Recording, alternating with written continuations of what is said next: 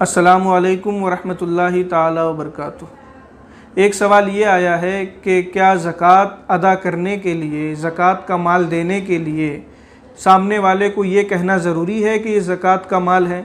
अगर बग़ैर कहे अदा कर दिया तो क्या ज़कात की अदायगी हो जाएगी या नहीं?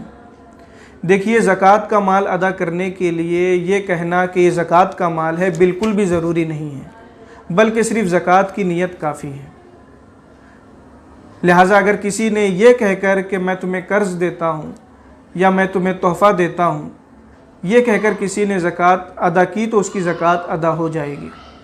हमारे बहुत से भाई ऐसे होते हैं जिन्हें माल की ज़रूरत होती है, लेकिन अगर उनसे ये कह दिया जाए कि ज़कात का माल है तो वो माल लेने से कतराते हैं। इसलिए बेहतर ये है कि उन्हें ये कहकर दिया जाए कि ये आपके बच्चों के लिए मिठाई के लिए मैं दे रहा हूँ, या बच्चों के ईदी के लिए दे रहा हूँ, या ये कह दे कि मैं आपको कर्ज़ दे रहा हूँ। तो ऐसी सूरत में ज़कात अदा हो जाएगी और आपको दोहरा सवाब मिलेगा।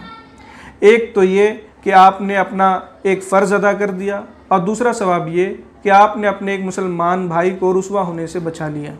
बहार शरीयत हिस्सा पंजुम सफ़ा नंबर 890 पर है, ज़कात देने में इसकी ज़रूरत नहीं कि फ़कीर को ज़कात कहकर दे, बल्कि सिर्फ़ नियत ज़कात काफ़ी है।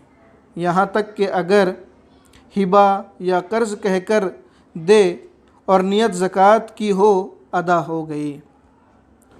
हुज़ूर सदरुल शरिया आगे फरमाते हैं, यूँ ही नज़र या हदिया या पान खाने या बच्चों की मिठाई खाने या ईदी के नाम से दी, अदा हो गई।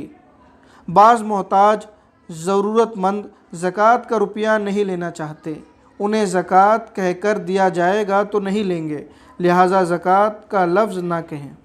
इसलिए अगर आप किसी को ज़कात की रकम दे रहे हैं तो पूरी कोशिश करनी चाहिए कि सामने वाले को ये बात बिल्कुल भी मालूम ना पड़े कि आप उसे ज़कात की रकम दे रहे हैं, क्योंकि बाज़ हमारे भाई ऐसे होते हैं जो ज़कात का माल लेने से कतराते हैं।